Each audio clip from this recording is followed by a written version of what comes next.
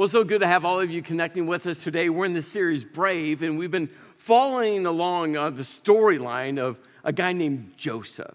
And in fact, we're looking at 5 very specific actions, realities that Joseph faced that just could have completely obliterated his relationships. And oh, by the way, these 5 actions, these 5 realities, I'm sure, well, all of us have faced at some point along, our journey of life. The first one we looked at was betrayal. Betrayal is the absolute obliteration of trust. It's that moment when you look at that person who's in one of your most inner of circles and you think or you say, out of all the people, I can't believe that you would. And what falls right after that is, I trusted you. A betrayal is like a sledgehammer to the middle of our emotional foreheads. Betrayal brings along with it so much hurt, so much pain, so much shrapnel that just shreds apart relationships. Well, the second one we looked at was resentment, where betrayal is like a sledgehammer. Resentment is that really quiet whisper, that drip, drip, drip. And it just reminds us, that's not fair. I did everything right. I did everything right in the relationship, and it's not turning out right. That's not fair. And all of that leads to, where we're going today, the A. What's interesting about the A, that action, that reality, is that if we don't heal from that, if we just allow that to fester, not only does it impact that one relationship, it now connects to every other relationship. If we don't heal from this action, it will shove every other relationship away from you. You'll create so many massive walls between you and every other person, no matter what circle they're in your life relationally. And the and is so important. The A impacts your relationship with God. And for you, maybe you're listening, watching here today because, you need to hear this. Because there's truth attached that I think will help you go on, begin a healing journey that will not only start to heal your relationship with God, but every other relationship that's in any of your relational circles. Where we left off in this story last week, in part 3, Joseph was thrown into prison. And this is what we're told, that the warden, the prison warden, paid no attention to anything under Joseph's care because the Lord was with Joseph and gave him success in whatever he did. Over and over again in the story, we see this reality that we talked about in part 3. I talked about divine sovereignty, God's part, and human responsibility, our part. In fact, we see this at play throughout the storyline of Joseph. In fact, throughout the entire storyline of the Bible, it's true in your life and my life that God's sovereignty, the divine sovereignty, God's part, that God is going to do everything he's going to do and accomplish. But yet he relies on us, human responsibility. And God's a patient God, and sometimes God just kind of puts himself on the sidelines until we go, okay, God, we're ready to walk with you. We're ready to have you lead our lives. Okay, we're going to re-engage. God's patient. Let me start over, Brendan. I do not need to go into any of that. And I don't know why I did. I mean, I want to go into part of it, but not all of it. Okay.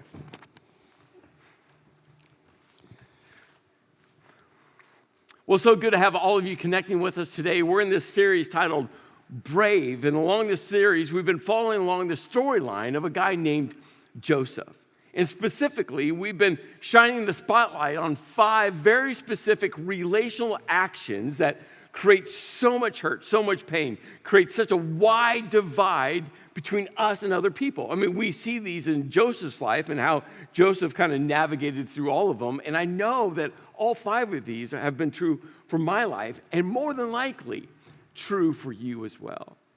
The first one we looked at was betrayal. Betrayal is the absolute obliteration of trust. It's that moment where you think or say to one of those people so close to you, out of everyone I know, I never thought you would. And right after that, you think or say, I trusted you. Betrayal is like an emotional sledgehammer right to the middle of our foreheads, isn't it?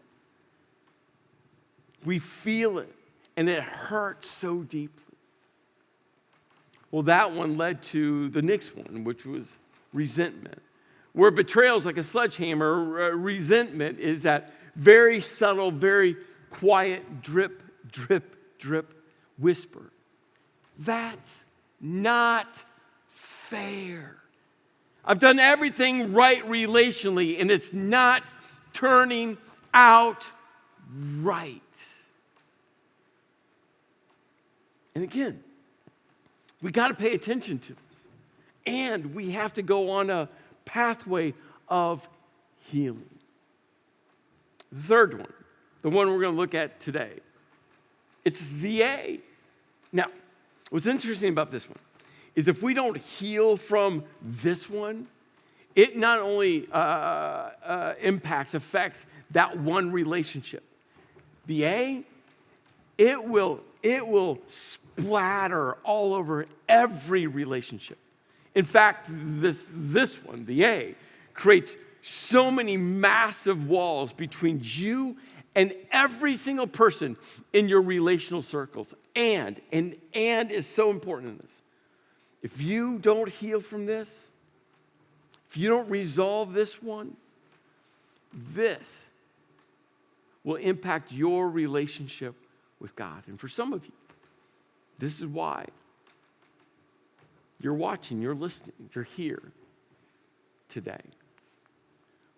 Last week, we dropped off or paused the story of Joseph. Joseph had gotten thrown into prison, not because he'd done everything wrong. In fact, Joseph did everything right, and it didn't turn out right. And this is where we pause the story.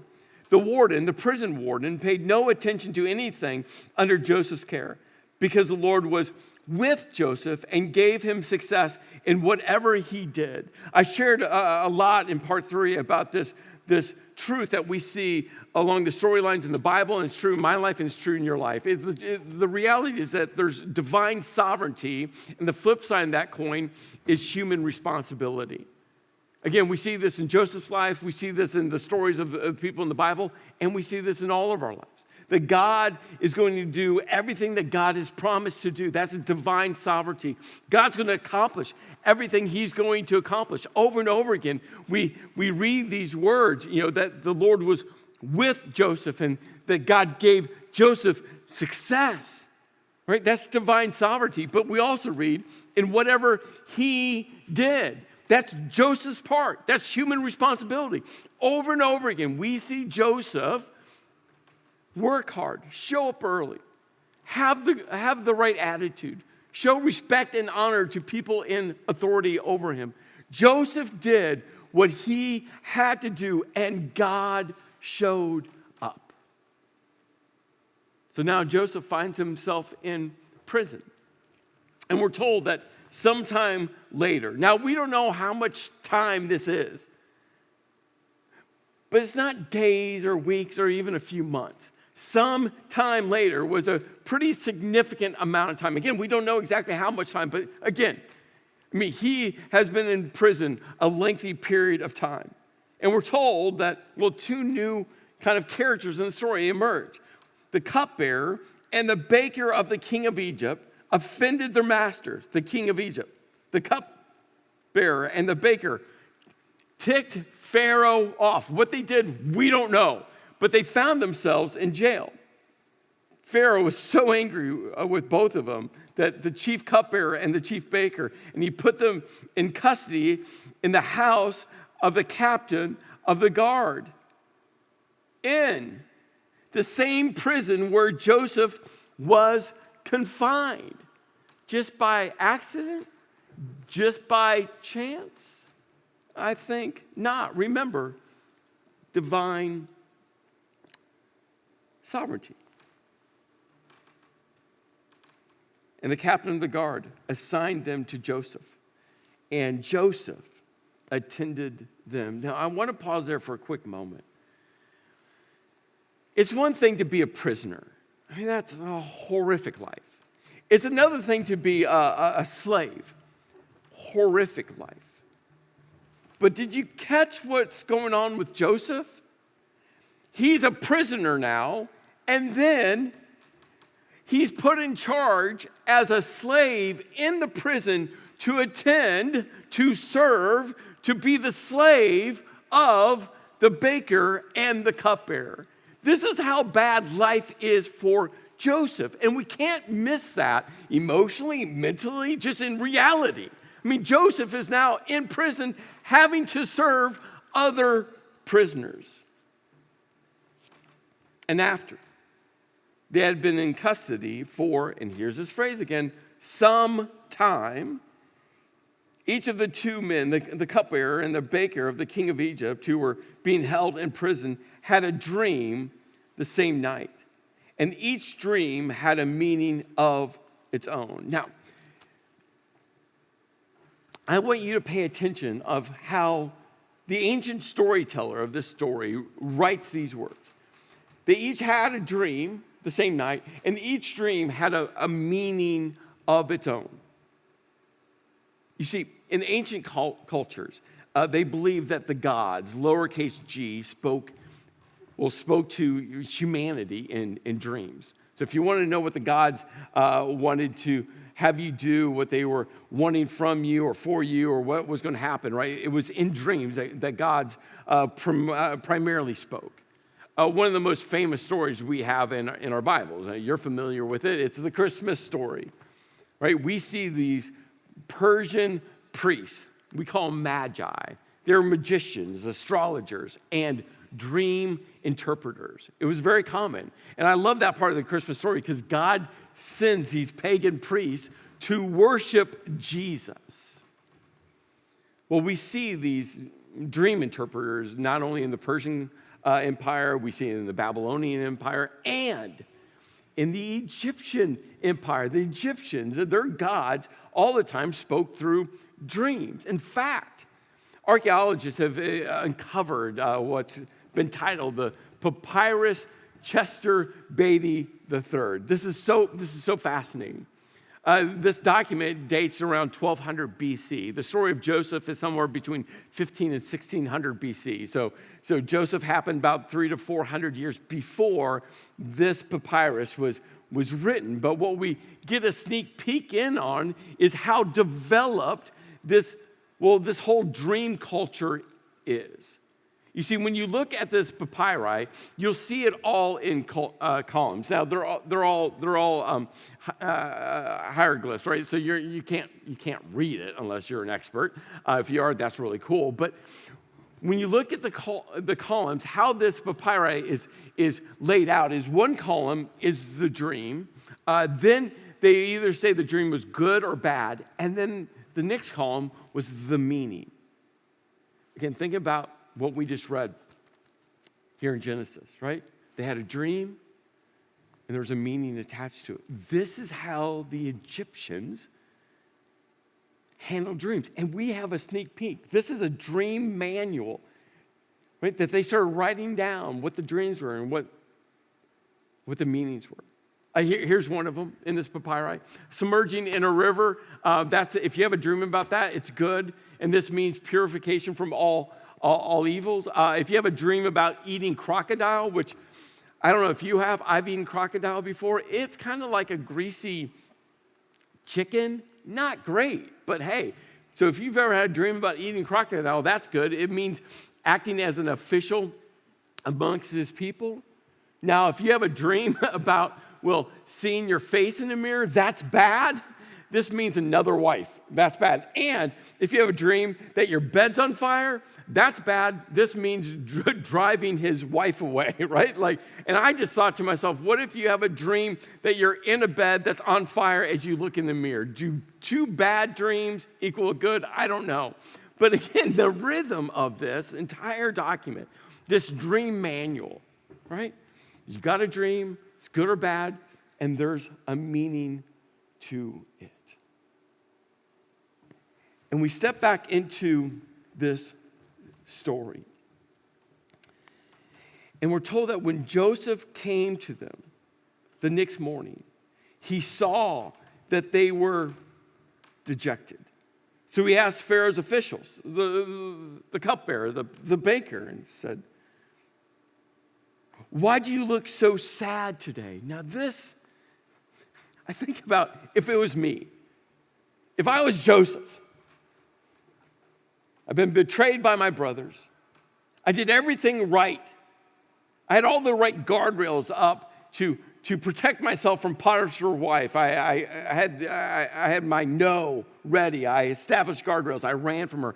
I did everything right, and it didn't turn out right. I find myself in prison. Not only am I in prison, I'm now a servant to other prisoners, right? It can't get any worse than that.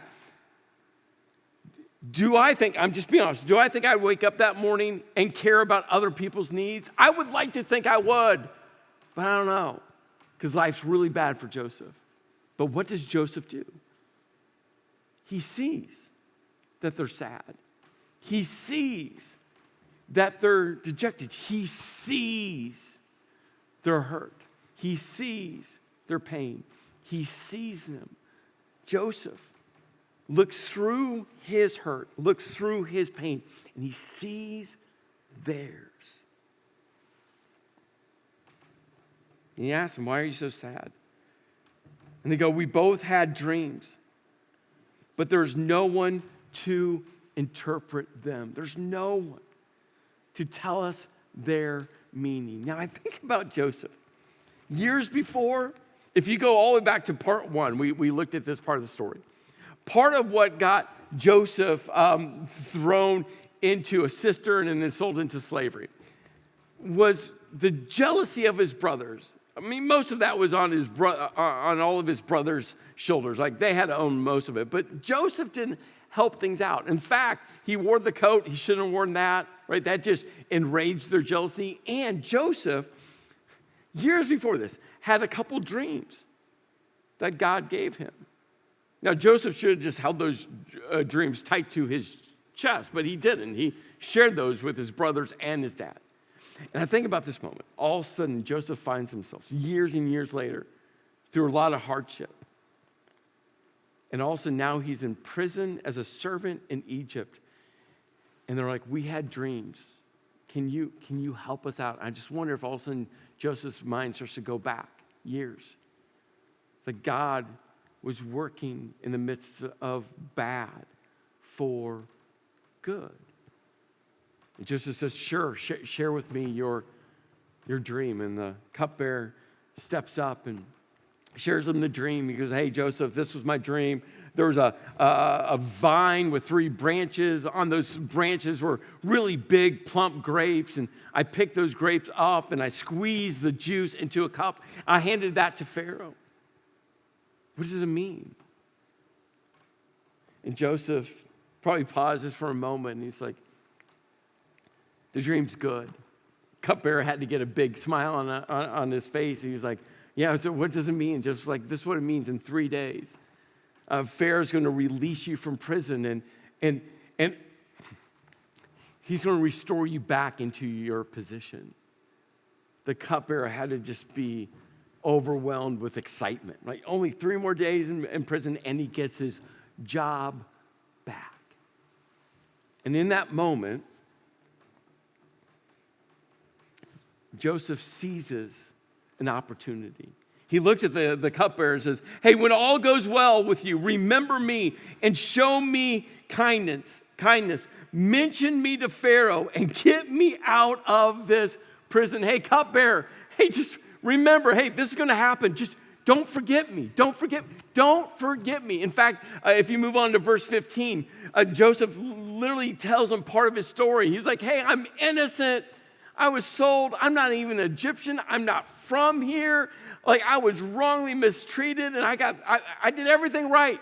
I'm innocent. Get me out of jail. And you could just feel the hope surge within Joseph. Maybe this is the time. Maybe this is the time. Maybe this is the time he's going to actually get freedom. Well, the baker was standing right there, and the baker was all excited because, right, good dream. So the baker walks up, and Joseph's like, well, tell me your dream. And the baker starts to tell him his dream. It's kind of similar, but kind of different. The baker goes, there was three like baskets of bread and pastries. They looked amazing. And the baker goes, and those baskets were on my head. Kind of weird, but dreams were kind of weird. And he said, and the birds were eating the pastries out of the baskets on my head. What does it mean? And Joseph paused, and it's like, it's not good. It's kind of bad. He's like, hey, baker, what you need to understand, in 3 days, Pharaoh's going to kill you. You're going to die. Your life is over.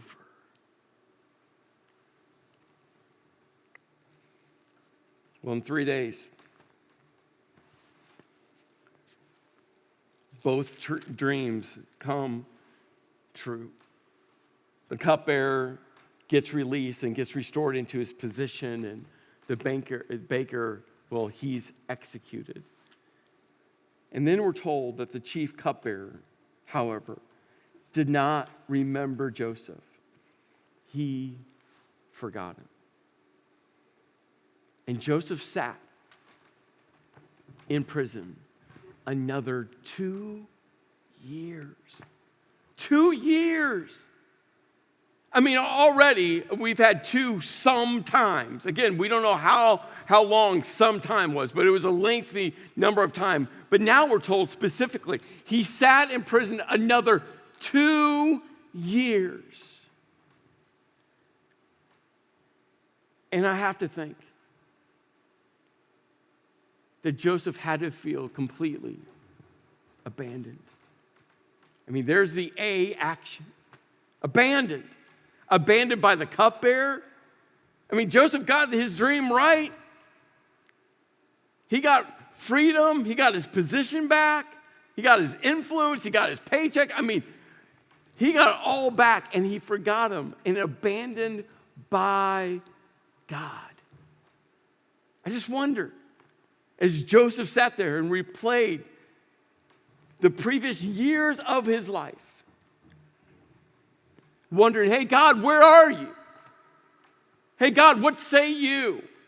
Hey, God, I know I haven't done everything right, but I've done a lot of really good things. God, I've kept my chin up. I've worked hard. I showed up early. I did everything right to try to honor Potiphar and his wife. And look at me now. God, I know I didn't handle everything right with my brothers, but I didn't deserve this. Hey, God, I walked up as a slave in prison, saw that they were sad. Man, I served them. Love first. This is what loving looks like. Hey, God, where are you? What did I deserve for this?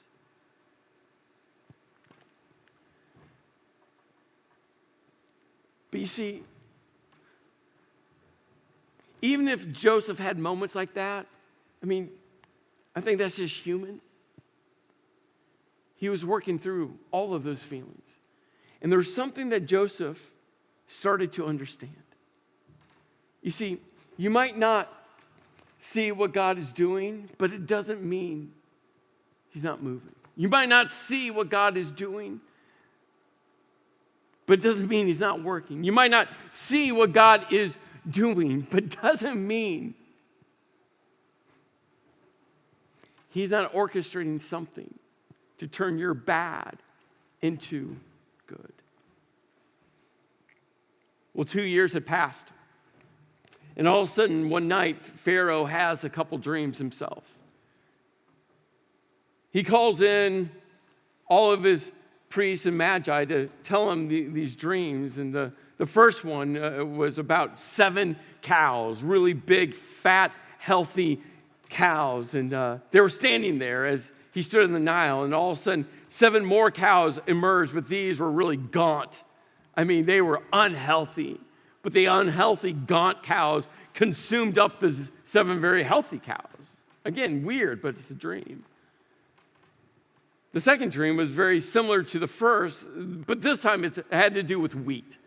All of a sudden, 7 stalks of grain grew up, tall, healthy stalks of grain. And then all of a sudden, 7 more spread out, but these were like weathered. The wind and the sun had weathered them and withered them, but these 7 unhealthy stalks of grain consumed the healthy ones. And as Pharaoh called in all of his priests and magi, magicians, dream interpreters. And he said, "What's the meaning of this?" And there was silence across the palace because no one knew the meaning. And in that silence, all of a sudden, the cupbearer starts to remember something that happened 2 years ago. And it was the cupbearer that speaks up and says, hey, Pharaoh, today I'm reminded of my shortcomings.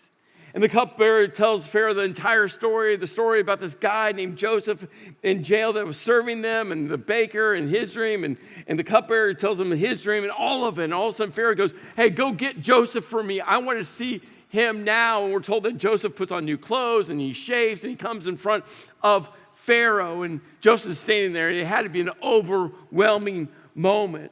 And Pharaoh says to Joseph, I had a dream and no one can interpret it, but I've heard it said of you that when you hear a dream, you can interpret it. And Joseph replies, I cannot do it. And I'm sure, just silence fell upon the palace because no one tells Pharaoh no, especially a prisoner slave. And then Joseph goes, but God will give Pharaoh the answer he desires. So Joseph steps up and tells Pharaoh, hey, Pharaoh, this is what your dreams mean. He goes, both of them are similar to each other in meaning. You see, there's going to be 7 years of abundance, and then 7 years of famine. Hey, Pharaoh, there's going to be 7 great years, but then there's going to be 7 horrible years. But you see, this was God's part. This was the divine sovereignty, right? Joseph makes it clear that God can interpret his dreams, but then Joseph steps up to his part, and he shares some great leadership wisdom and insights to Pharaoh. I mean, what does Joseph have to lose? And listen to what he says to Pharaoh. He goes, and now let Pharaoh look for a discerning and wise man. Hey, Pharaoh, you need to find someone right now and put him in charge of the land of Egypt. Let Pharaoh appoint commissioners over the land to take 1/5 of the harvest of Egypt during the 7 years of abundance. They should collect all the food of all the good years that are coming and store up the grain under the authority of Pharaoh to be kept in the cities for food. This food should be held in reserve for the country to be used during the 7 years of famine that will come upon Egypt, so that the country may not be ruined by the famine. And the plan seemed good to Pharaoh and to all of his officials.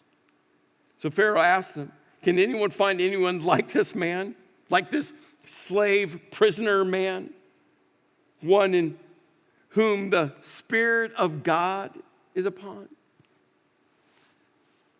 Then Pharaoh said to Joseph, since God has made all of this known to you, there is no one so discerning and wise as you.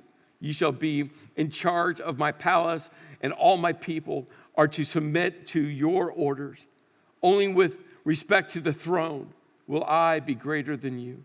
So Pharaoh said to Joseph, I hereby put you in charge of the whole land of Egypt. I think about moments where we are abandoned, It's so easy to scream out to God, hey, God, where are you?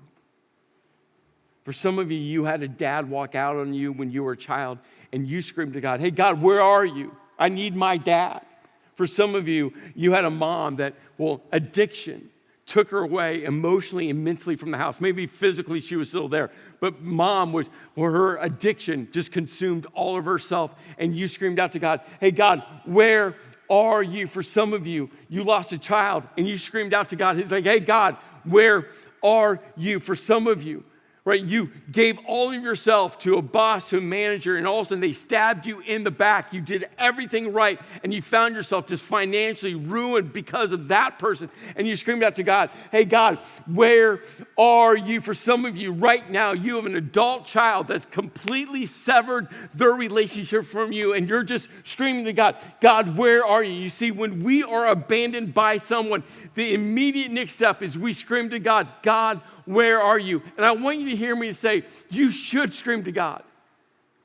You should. But here's what I encourage you to do. You got to hold on to truth. You see, when we're abandoned by people within our relational circle, and when we scream to God, God, where are you? You got to hold on to the truth that God sees. That God sees you.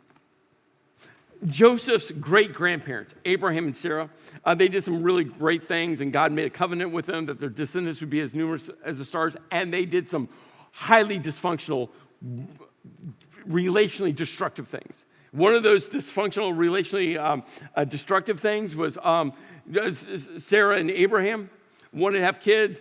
They couldn't have kids, so they took things in their own hands. And Sarah one day takes Hagar, her servant, and says, hey, Abraham, husband, sleep with her. So they do. Hagar gets pregnant. How do you think it turned out? If you've never read the story, how do you think that turned out relationally for the three of them?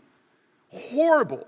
Jealousy erupted, tension, relational shrapnel. It's horrible. So bad that one day Hagar runs for her life. Again, remember, this is Joseph's great-grandparents. He would have known this story.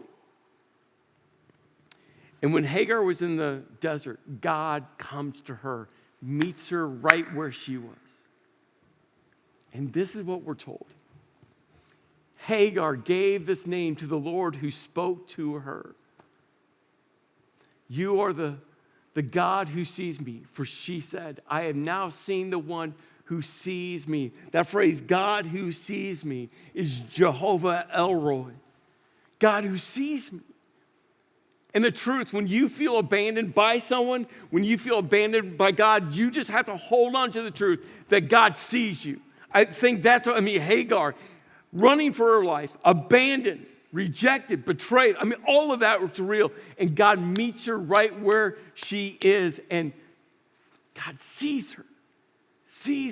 You got to start there. That God sees you, which leads to the truth that God guides you. There's a moment where Moses is handing the leadership baton off to Joshua. And Joshua is leading God's people into the promised land. And Moses, directly to Joshua, but so all of Israel could hear him, says, the Lord himself goes before you. Before you. How many times has God been ahead of Joseph in this story? Over and over and over again. And will be with you. How many times have we read, have we heard in Joseph's story that God was with him? God was with him. And he will never leave you nor forsake you. Some of the most famous words from Jesus' mouth is, God, my God, why have you forsaken me? He screamed those words on the cross. Do you know what Jesus was quoting there? Psalm 22. Psalm 22 is what Jesus is quoting. Read it. You should read the whole psalm. David is screaming out to God, pouring his hurt and pain out to God. And Psalm 22 starts with, my God, why have you forsaken me? And it is a difficult read because there's some things not resolved, but you see David leaning into God as God is guiding him. as God is leading him. It was Jesus on the cross that goes, hey, in the moments where it feels like God has abandoned you, he hasn't. You see, you might not see what God is doing, but it doesn't mean he's not moving. It doesn't mean he's not working. It doesn't mean he's not ahead of you. So hold on to it. Hold on to truth. And God heals. God heals. I just want you to know, if you've been abandoned, God heals. I think about the psalmist who writes these words. He heals the brokenhearted and binds up their wounds. He determines the number of the stars and calls them what? Each by name. Why? Because he sees you. You see, my encouragement for you, and we see this in Joseph's life. He's a servant, a slave, as a prisoner. That morning he gets up and he sees the hurt. He sees the sadness. He sees the pain within the cupbearer and the baker. And what does he do? He steps through his hurt and into their hurt. Notice I didn't say step over. Notice I didn't say sidestep your hurt. No. You got to step through your hurt. You got to step through your pain. You got to step through your resentment, your betrayal, your abandonment. You got to step through it. It's still part of you. And step into. And you can't heal anyone else, but you can come beside them and walk with them. And you know what happens when we do that? You know what happens when we do that? God not only helps that person go on their healing journey, but then God in return helps us heal ourselves.